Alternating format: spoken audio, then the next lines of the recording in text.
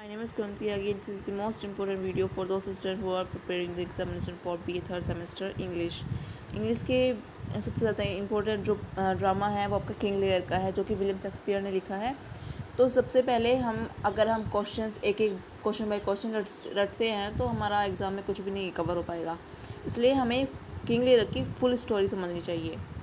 पहले हमारी जितनी भी ड्रामा है पूरी बुक में इंग्लिश की BA थर्ड सेमेस्टर में, तो हम उनकी सभी स्टोरी हर एक वीडियो में हम उनकी ऑल चैप्टर स्टोरी पढ़ेंगे।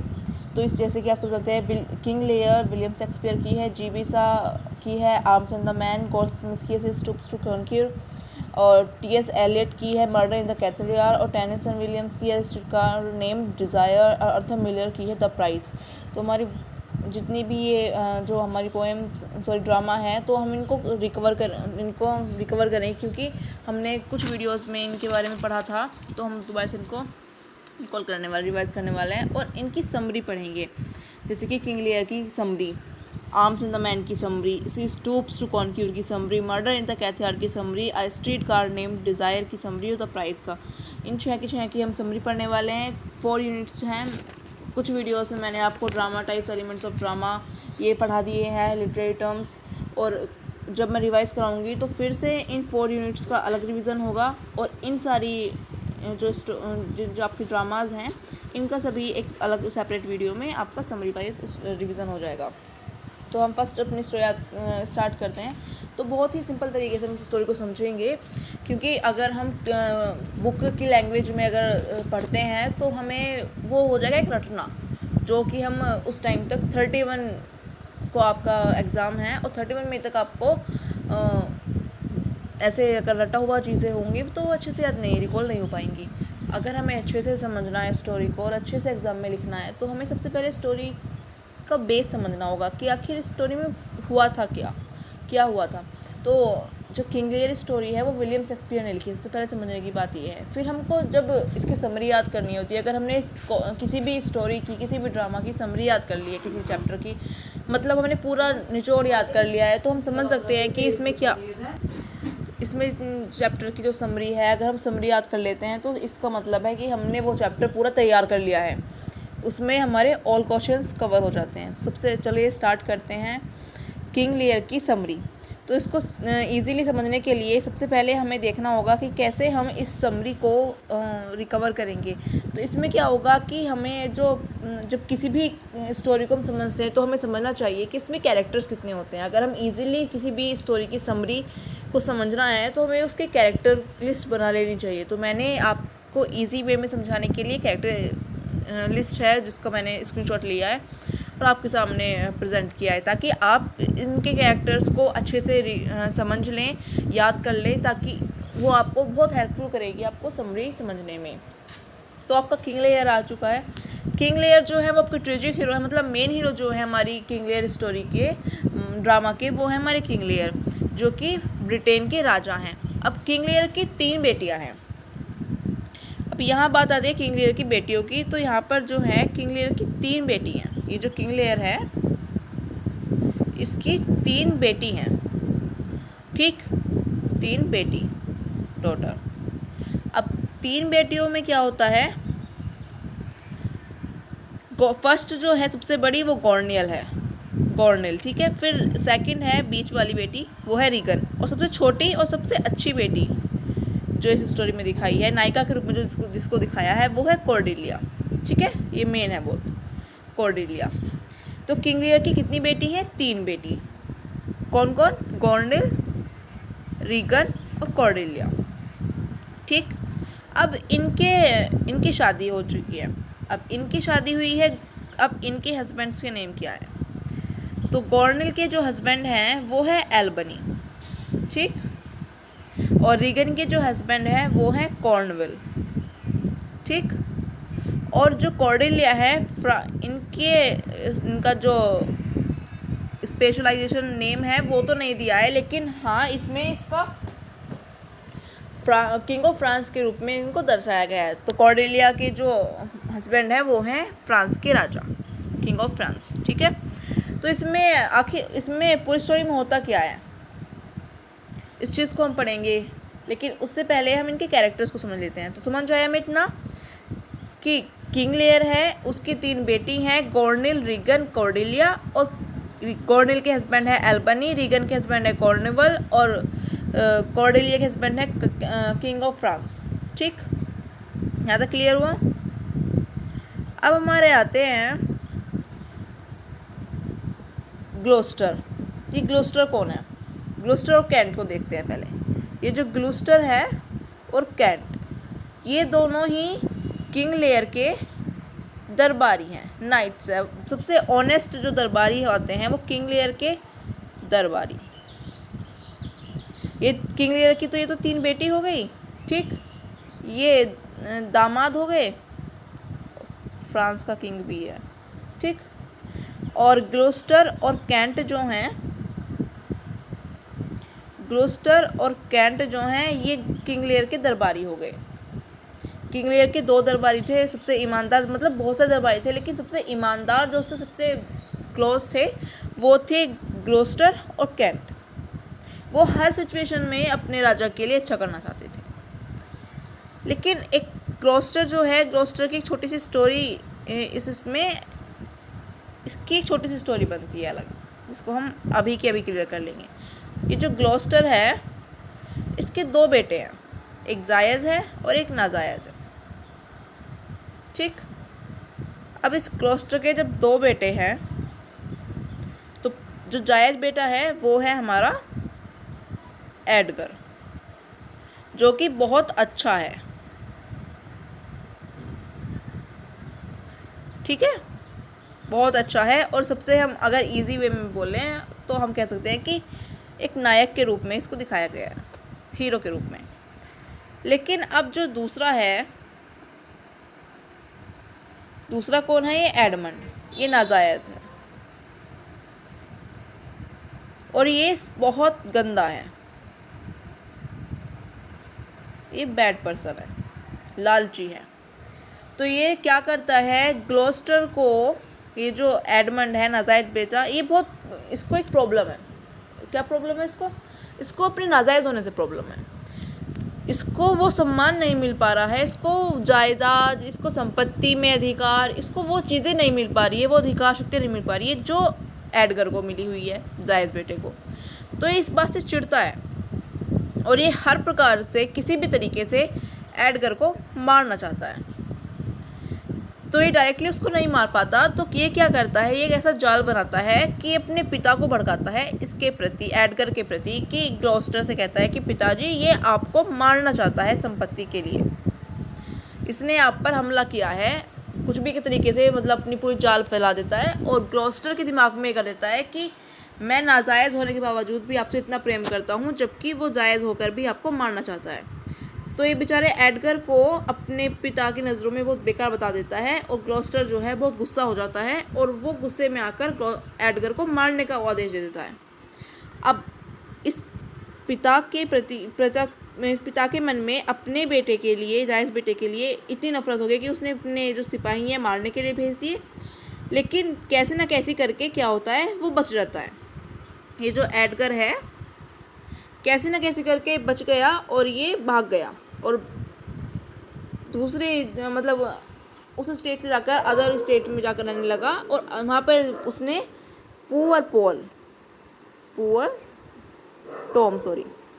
पुअर टॉम नाम रख लिया एडगर ने और आराम से अपना जीवन व्यतीत करने लगा। उस झोपड़ी में रहकर, बहुत गरीब हो चुका था भाई, इस पर कुछ नहीं था और एकदम जान बचा के भागा था, तो ये पुअर टॉम के नाम से जाना जाने लगा, ठीक। और अब क्या है, अब ग्लोस्टर अपने नाजायज़ बेटे को क्या कह देता है, अनाउंस कर देता है कि वो जायज़ है, उसको सारी संपत्ति अधिकार दिए जाएंगे, उसको सारी शक्ति दी जाएंगी। लेकिन इसका लालच अभी भी नहीं भरता। अब ये इसकी छोटी सी स्टोरी हुई ग्लोस्टर की, ठीक। ये ग्लोस्टर की छोटी सी स्टोरी की, ग्लोस्टर है, इसका जायज़ बेटा, इसका नाजायज़ बेटा है, इनकी बाप बेटों की, इनकी तीनों की स्टोरी हुई। अब ग्लोस्टर, एडगर तो जाकर रहने लगा अलग पुअर टॉम के नाम से, ग्लोस्टर और एडमंड ये एक साथ रह रहे हैं अभी।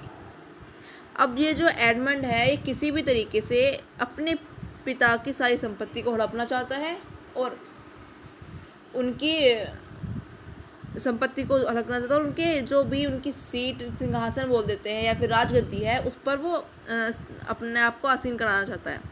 तो वो बहुत सारी चालें चलता है, उसके बावजूद उसकी वो नाकाम रहता है। तो वो अब किंग लेयर की स्टोरी आएगी इसमें, मतलब किंग लेयर का जब प्रॉब्लम्स आएंगी तो उसके थ्रू वो अपनी इच्छाओं को पूर्ति करेगा। वो कैसे करेगा हम उसको आगे देखेंगे। तो ये छोटी सी ग्लॉस्टर की स्टोरी हुई जो कि हमें समझनी ज़रूरी थी। तो इससे नेक्स्ट चलते आते हैं हम अपने किंग लेयर पर।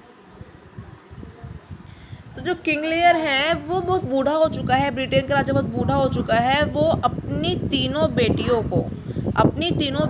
को गॉर्निल को, रीगन को और कॉर्डेलिया को बुलाकर उनके बीच में क्या करना चाहता है, सारी संपत्ति को बांटना चाहता है। तो वो इसको एक सबसे बड़ी प्रॉब्लम होती है, बहुत बुरी आदत होती है कि इसको अपनी तारीफ़ें सुनने की बहुत ज़्यादा इच्छा होती है। हर उसकी मतलब कहते हैं हैबिट होती है कि उसको अपनी अप्रिशिएटेबल चीज़ें चाहिए होती है। तो गॉर्निल से वो सभी तीनों से एक क्वेश्चन पूछता है, सेम क्वेश्चन, कि पहले पूछता है बड़ी बेटी से गॉर्निल से कि तुम मुझे कितना प्रेम करती हो। तो वो कहती थी कि पिताजी मैं कि जितना कि मैं किसी से नहीं करती, सबसे ज़्यादा अपने पिता से करती हूँ क्योंकि संपत्ति इसको चाहिए कि जो सबसे ज़्यादा मुझे अच्छा पता है कि मैं उसको संपत्ति ज़्यादा दूंगा। उसने कह दी पिता मैं तो आपसे ज़्यादा प्रेम करती हूँ, तो इसको संपत्ति का बहुत बड़ा हिस्सा दे दिया। अब रीगन का नंबर आया, उसने भी कह दिया कि पिता जो भी मुझे सब कुछ मिल रहा है वो आपकी वजह से मिल रहा है, मैं आपसे ज़्यादा किसी प्रेम करती ही नहीं हूँ। अब इसको बहुत बड़ा संपत्ति दे दिया। अब बची कॉर्डेलिया। अब कॉर्डेलिया ने बोला कि पिताजी मैं आपसे उतना प्रेम करती हूँ जितना कि एक बेटी को अपने पिता से करना चाहिए, बस, ना कम ना ज़्यादा। अब इस क्वेश्चन से उसको सर्टिफिकेशन नहीं मिलता और उसको गुस्सा आ जाता है कि मतलब ये जो है ये मुझसे केवल लिमिटेड प्रेम करती है, तो ठीक है। तो उसको संपत्ति से बेदखल कर दिया, उसको संपत्ति का एक भी हिस्सा नहीं दिया और जो उसके हिस्से की थी उन दोनों में ही बांट दी। अब जितनी भी उसकी संपत्ति थी उसमें केवल गॉर्निल और रीगन का अधिकार था, कॉर्डेलिया को उससे बेदखल कर दिया। ठीक। अब स्वयंवर लगा जा रहा था, तो जब स्वयंवर हो रहा था तो एल्बनी तो गॉर्निल का हस्बैंड है ही, ये एल्बनी जो है ये गॉर्निल का हस्बैंड है, कॉर्नवाल जो है ये रीगन का हस्बैंड है। अब कॉर्डेलिया की शादी नहीं हुई थी तब स्वयंवर ही हो रहा था, जब वो संपत्ति का बंटवारा हो रहा था। अब जब कॉर्डेलिया को कुछ नहीं मिला तो एक बरगंडी नाम का प्रिंस था, पहले तो शादी करने के लिए हाँ बोल दी थी उसने कॉर्डेलिया से, लेकिन जब उसे पता चला कि इसको संपत्ति से बेदखल कर दिया है तो उसने कह दिया कि मैं ऐसी खूबसूरत हो या अच्छी लड़की हो उसको मैं धके चाटूंगा। उसकी मतलब लैंग्वेज इंग्लिश में भी सेंटेंस यही है, तो मैं क्या करूँगा उस लड़की का जिसके पास कोई संपत्ति नहीं है, मुझे नहीं करनी चाहती उससे। तो इसका नंबर ख़त्म। अब कॉर्डेलिया बेचारी परेशान। अब फ्रांस का जो राजा आया हुआ था उसने बोला कि मुझे केवल अपने लिए एक अच्छी लड़की चाहिए, संपत्ति तो मेरे पास बहुत है, मुझे संपत्ति की ज़रूरत नहीं है। तो उसने कहा कि मैं कॉर्डेलिया से शादी करूँगा। अब जो हमारे किंग ऑफ फ्रांस है तो उन्होंने कॉर्डेलिया से शादी की और उसको अपने साथ ले गए। ठीक। तो अब कॉर्डेलिया का यहाँ तक कुछ अब इसके बाद कुछ टाइम तक उसका रोल ख़त्म। अब कॉर्डेलिया जो है वो अपने फ्रांस में अपने राजा के साथ मस्त आराम से रह रही है। अब ये सभी क्या कर रहे हैं, अब किंग लेयर जो है अब उसने संपत्ति सब कुछ दे दी। अब उसकी शाही आदतें हैं, नाइट्स रखना शाही शौक़ है उसके। अब वो क्या करे, अब किंग लेयर के पास ना तो कोई संपत्ति है ना, और गिने गिनाए उसके पास 100 नाइट्स बचे जो उसने अपने पास अपने रखे। अब कैंट जो है बहुत वफादार था। इसके बीच में क्या होता है, जब वो दरबार लगा हुआ था उसमें संपत्ति का बंटवारा हो रहा था तो क्या हुआ, कैंट जो है वो कैंट क्या करता है कि वो कॉर्डेलिया की साइड ले लेता है और वो राजा से बोलता है कि जब आपने अपनी दोनों बेटियों को संपत्ति में अधिकार दिया है, संपत्ति में उनको बराबर का हिस्सा दिया है, तो फिर कॉर्डेलिया को भी बराबर का हिस्सा देना चाहिए। जिस बात से किंग लेयर उसको गुस्सा होकर उसको बैनिश कर देता है और कह देता है कि तुम यहाँ से जा सकते हो और तुम मुझे कौन होते हो बताने वाले, मैं राजा हूँ, मेरी इच्छा जो मैं करूँगा वो सही किया मैंने, तुम यहाँ से चले जाओ। वो उसको बेदखल कर देता है वहाँ से। अब कैंट जो है बहुत वफादार है, मैंने बताया था जैसे पहले, वो फिर भी भेष बदल कर फिर आने की कोशिश करता है और वो हमेशा ही उसके साथ रहता है लास्ट टाइम तक भी। ठीक है। फिर उसमें होता क्या है कि अब जो है ग्लॉस्टर है और एडगर है, एडमंड है। अब एडगर भी जा चुका है इसमें। ठीक है, कुछ टाइम के लिए। कैंट भी कुछ टाइम के लिए जा चुका है। और अब हमारा जो है फ्रांस ऑफ किंग और कॉर्डेलिया, ये भी कुछ टाइम के लिए जा चुकी हैं। अब गॉर्निल, रीगन, एडमंड और ये बचते हैं। अब क्या होता है, किंग लियर कहता है कि अब मैं अपनी दोनों बेटियों के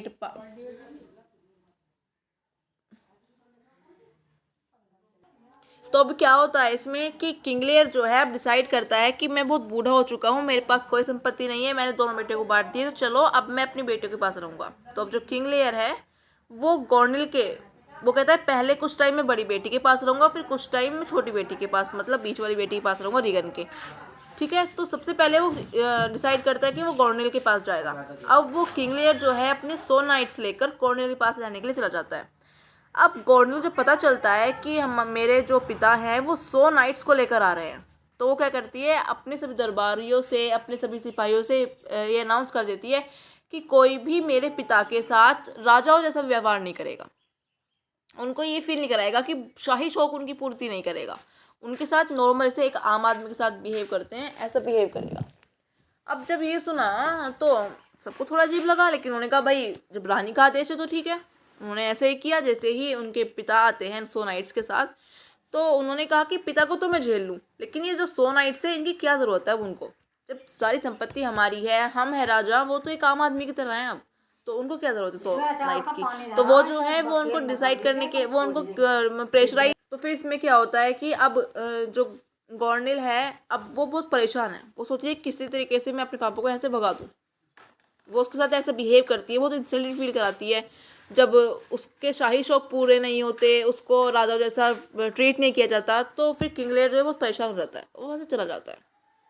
वो कहता है कोई बात नहीं, वो सब कुछ सहन करता है और अपनी बड़ी बेटी की, छोटी बेटी के पास, मतलब बीच वाली बेटी जो है, मंजली बेटी, ये जो है रीगन, उसके पास जाने के डिसाइड करता है कि मेरी बड़ी, वो कहता है उसको, लेकिन सुना देता है गॉर्निल को कि गॉर्निल बेटा, तुमने जब संपत्ति मिल रही थी तब तो तुमने इतना मुझे प्यार दिखाया था कि पिताजी मैं तुमसे इतना प्रेम करती हूँ, ये है वो है, और संपत्ति लेते ही मुझसे रिश्ता नाता तोड़ने की बातें करने लगी।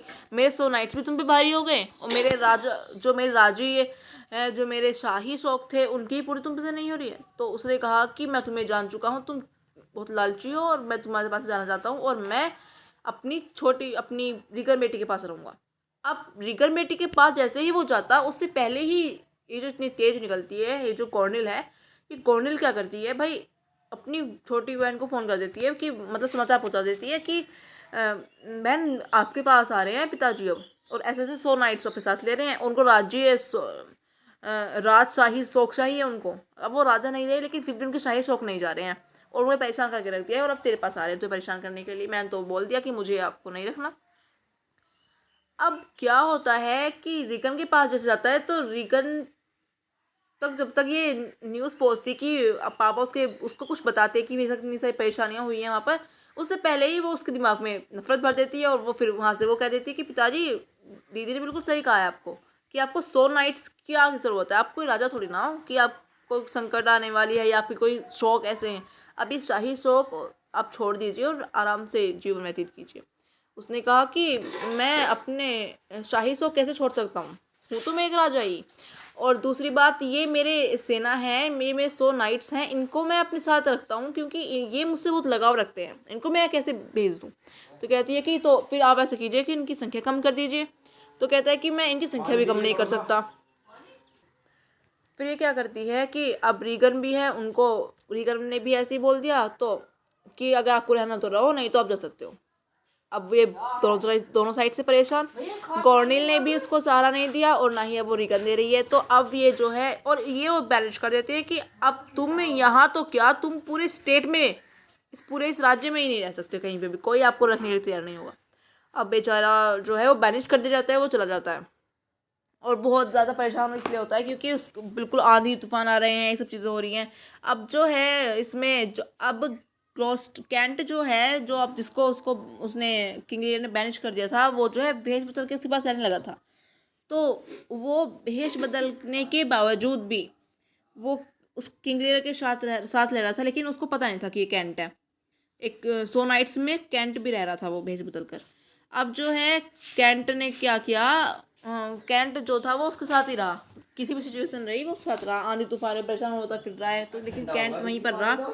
अब उसके बाद क्या होता है कि ग्लोस्टर, अब एडमंड जो है और ग्लोस्टर, अब ग्लोस्टर को पता चलता है कि भाई मेरे जो राजा हैं किंग लेयर, अब उनकी दोनों बेटियों ने उनको भगा दिया है और अब वो परेशान हुए फिर रहे हैं और तूफान में ऐसे ही सारे को मेंटली कंडीशन उनकी ख़राब हो चुकी है कि मुझे उनकी हेल्प करनी चाहिए। तो वो कहता है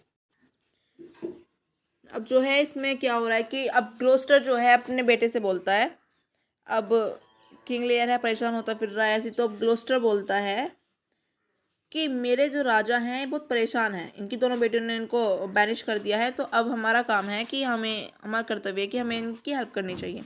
वो अपने एडमंड से बेटे से बोलता है।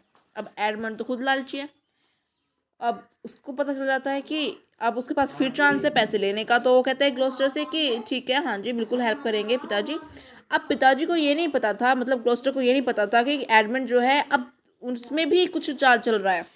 अब एडमंड को पता चलता है जब कि ये जो कॉर्नवल है और रीगन गॉर्नेल, ये तीनों जो मिलकर एक एल्बनी तो ऐसा था गॉर्नेल का हस्बैंड कि ये तो इन सबसे अलग था, ये तो बहुत अच्छा इंसान था, ये अपनी पत्नी गॉर्नेल को डांटता था कि तुम अपने पिता के साथ गलत कर रहे हो, लेकिन उसकी नहीं मानी। लेकिन गॉर्नेल और रीगन और कॉर्नवेल ये तीनों मिलकर षड्यंत्र रच रहे थे किंग लियर को मारने के लिए। ठीक है, तो एडमंड को पता चलता है कि इसको मारना चाहते हैं और और एडमंड को पता चलता है कि मेरे पिता इसको बचाना चाहते हैं, तो उसने सोचा कि पिता की बात सुनूंगा तो कुछ नहीं मिलने वाला, और लेकिन मैं अगर गॉर्नेल और रिगन की हेल्प करता हूँ किंग लियर को मरवाने में तो मुझको राजगद्दी मिल जाएगी मेरे पिता की। इस लालच में उसने एडमंड जो है वो कॉर्नवल के पास गया, रीगन के हस्बैंड के पास गया, उसने बता दी सारी बातें कि मेरे पिताजी जो है वो किंग लियर का समाचार, उसको कोई लेटर वगैरह मिला है और वो उसको बचाने के लिए सोच रहे हैं ये सब, और फ्रांस की सेना भी आ रही है। कॉर्डेलिया को खबर पहुंच जाती है, कैंट जो है ये कॉर्डेलिया को खबर पहुंचा देता है किसी भी तरीके से कि उसके पिता खतरे में है, तो उधर से वो भी आ रही होती है। तो अब उसने सारी इन्फॉर्मेशन को दे दी कॉर्नवेल को, तो वो सावधान हो गए। अब कॉर्नवेल ने क्या किया कि एडमंड को ग्लोस्टर की राजगद्दी पर बैठा दिया, उसके पिता की राजगद्दी पर। अब जो एडमंड है वो बहुत खुश हो गया और ग्लोस्टर जो है उसको समझ आ गया कि उसका बेटा कैसा है। ठीक, अब रीगन कॉर्नवेल जो है,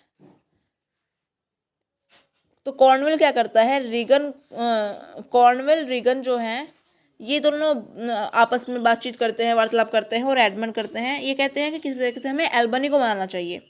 गॉर्नेल से फिर एडमंड और गॉर्नेल ये दोनों जाते हैं एल्बनी के पास कि तुम भी हमारे साथ मिल जाओ किंग लियर को मरवाने में, लेकिन ये बिल्कुल मना कर देता है कि ये बहुत बड़ा पाप है और मैं इसमें इन्वॉल्वमेंट नहीं ले सकता।